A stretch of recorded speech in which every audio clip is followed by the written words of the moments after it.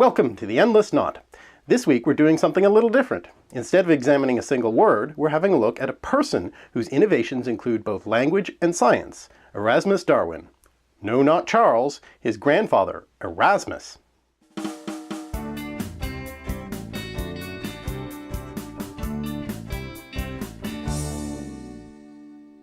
Erasmus Darwin. Doctor, scientist, inventor, poet, innovator, organizer, promoter of others, coiner of new words, and all-round polymath. He was the grandfather of the more famous Charles Darwin, evolutionary scientist, and of the somewhat less famous Francis Galton, a polymath in his own right. He was also one of the leading minds of the English Enlightenment, and one of the driving forces of the English Industrial Revolution, an 18th century Renaissance man who had been described by some as England's Leonardo da Vinci, in part because of his tendency to come up with ideas that wouldn't actually be put into practice until centuries later.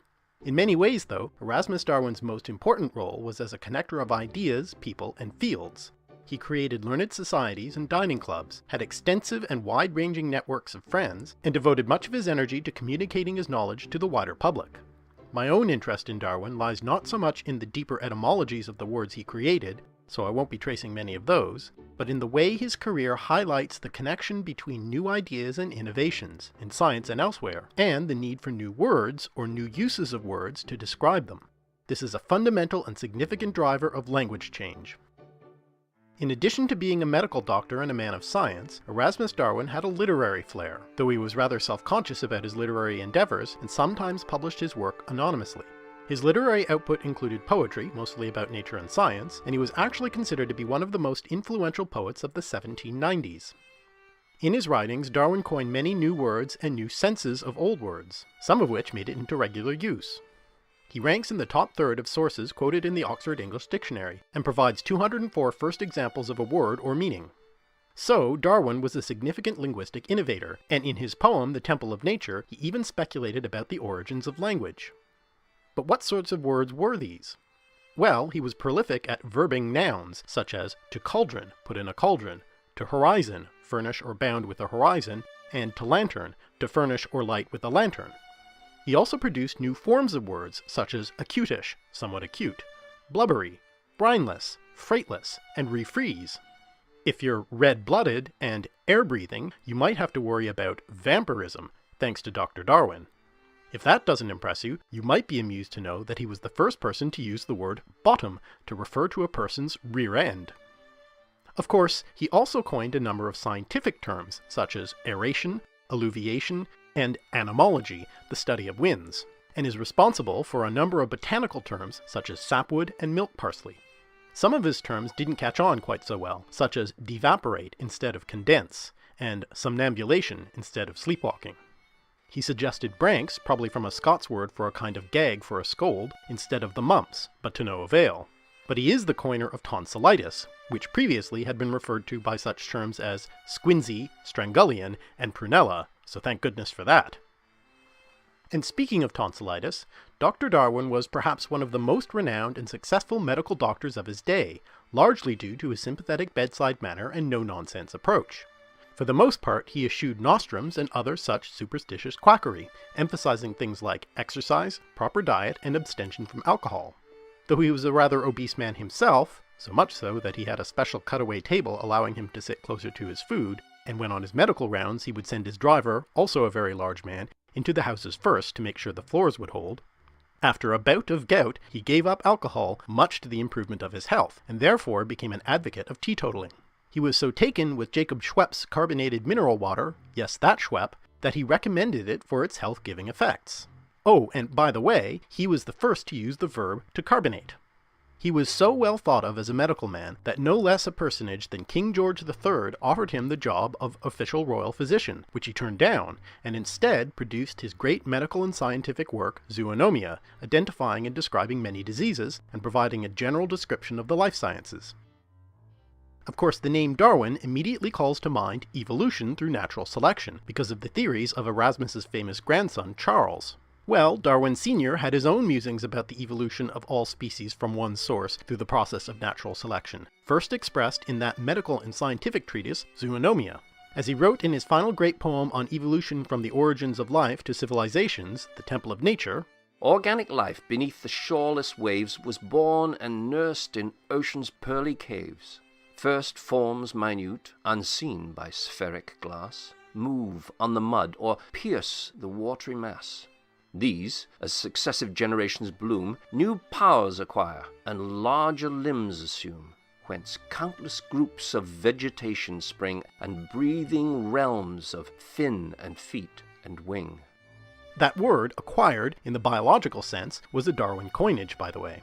The elder Darwin seems to have believed that organisms could pass along characteristics acquired during their lifetime, not just genetically encoded hereditary ones. Well, he wouldn't have had a sense of genetics as such, but this idea, now referred to as Lamarckism after its proponent Jean-Baptiste Lamarck, and rejected by grandson Charles, is in some ways now being reconsidered in the guise of epigenetics, which suggests that lived experience can have some impact on the way genes are expressed in descendants.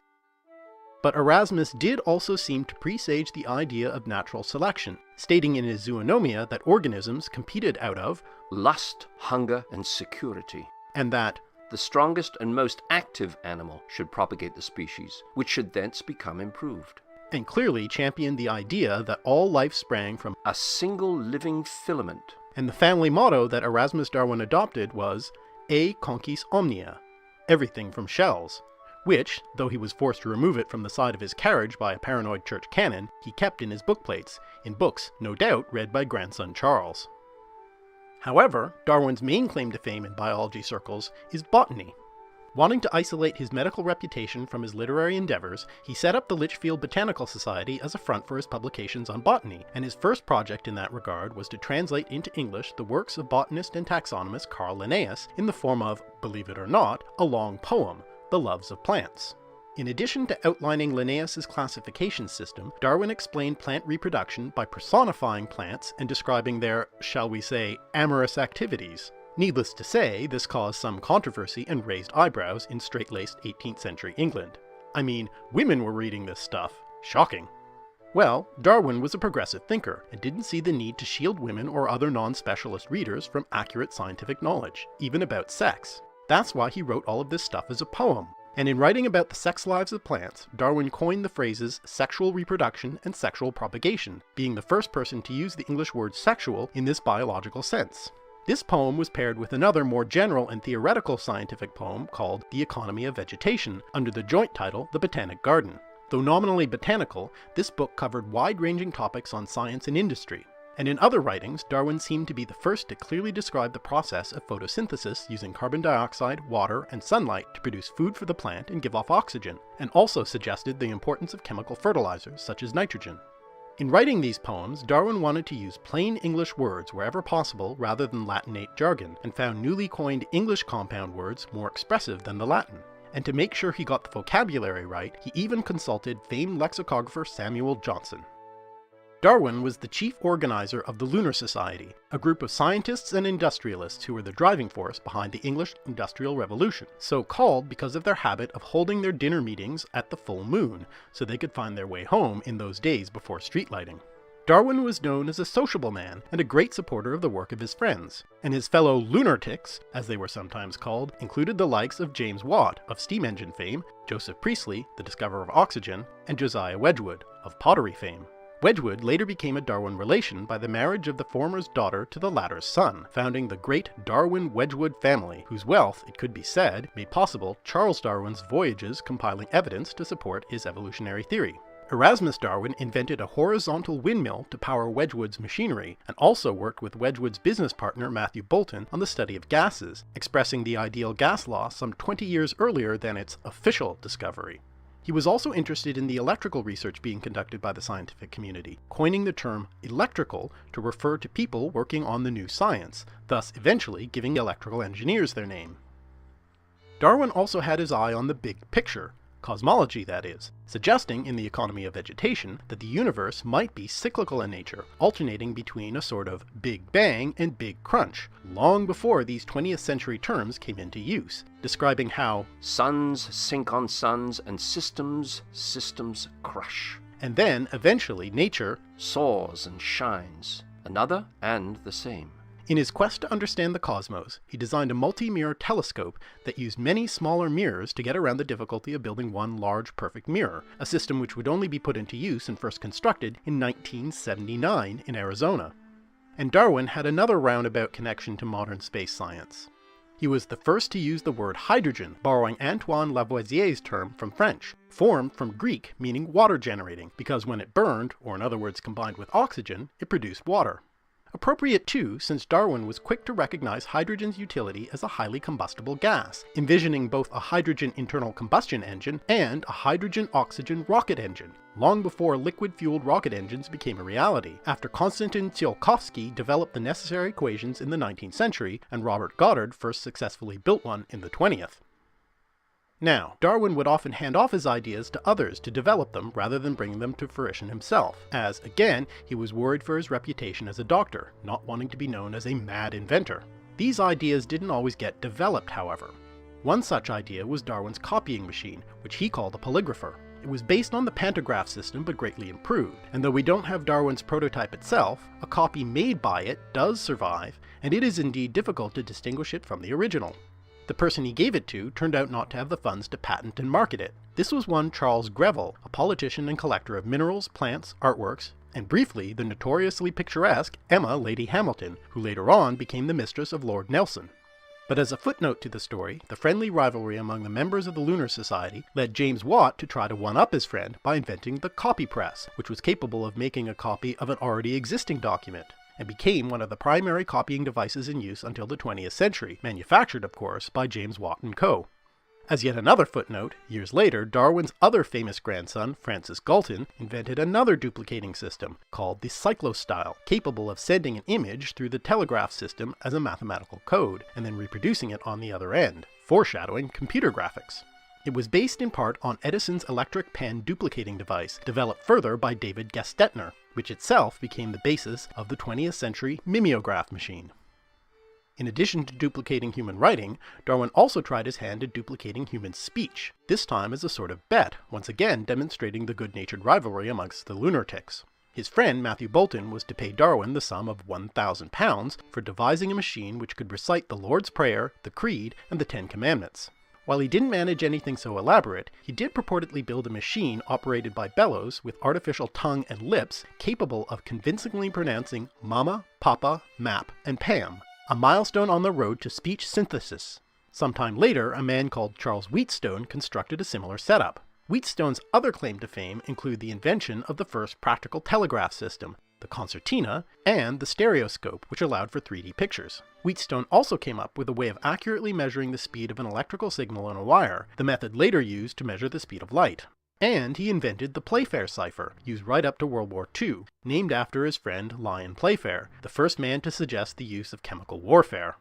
Erasmus Darwin would not have approved of that last development. Erasmus Darwin's writings, particularly the Botanic Garden and Zoonomia, became a sort of literary guide to science, and were especially influential on the back-to-nature crowd we call the Romantics. Wordsworth and Coleridge, though critical of his old-fashioned 18th century style of poetry in heroic couplets, were nevertheless deeply influenced by Darwin's natural science. Darwin's scientific poetry was the popular science of its day, and one might compare him to contemporary science communicators such as Carl Sagan, James Burke, Bill Nye, or Neil deGrasse Tyson, in terms of his effect on the popular interest and understanding of science.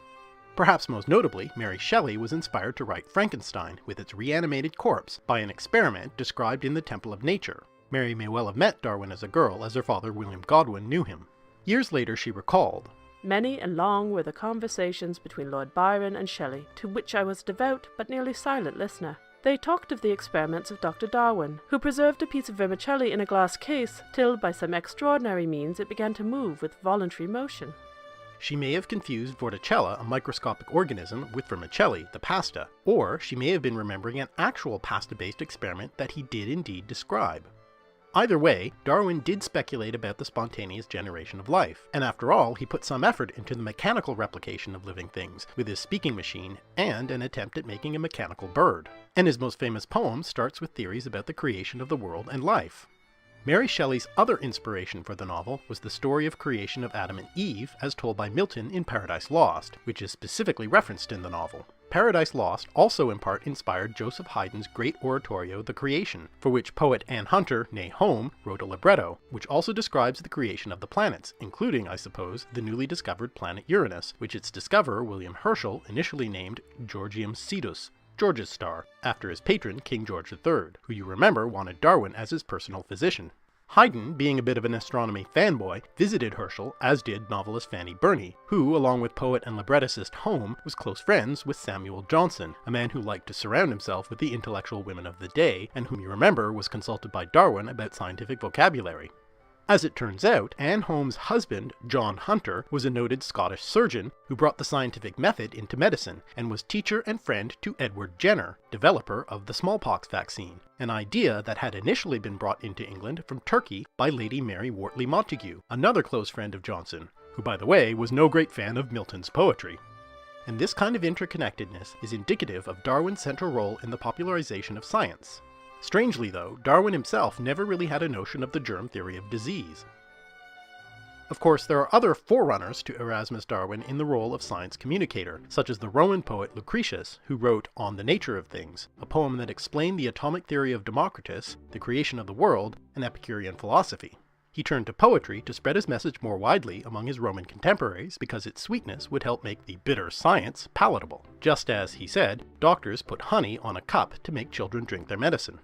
This use of poetry as a teaching tool was not original to Lucretius, but his poem was certainly an important influence on Darwin's own choice of poetry as a popularizing medium. Other forerunners include those who translated Isaac Newton's writings for the general public, such as John Newbery, who wrote a children's book version in 1761. And notably, after Darwin, there was the British Association for the Advancement of Science, established in 1831 to obtain a greater degree of national attention to the objects of science. And Michael Faraday, an inspiration to the likes of Neil deGrasse Tyson and Brian Cox, who instituted the Royal Institution's annual Christmas lectures, one of the most famous popular science outreaches.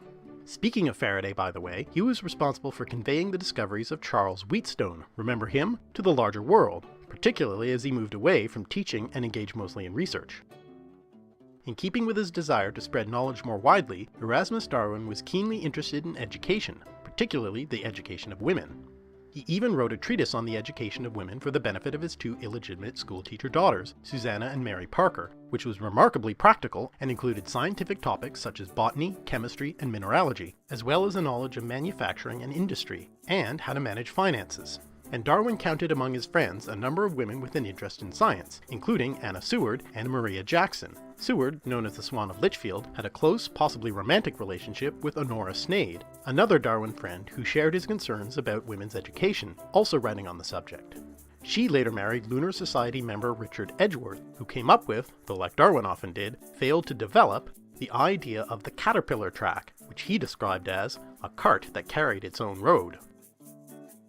So, Erasmus Darwin was a central pivot point for a wide range of scientific discoveries, inventions, language change, and social progress.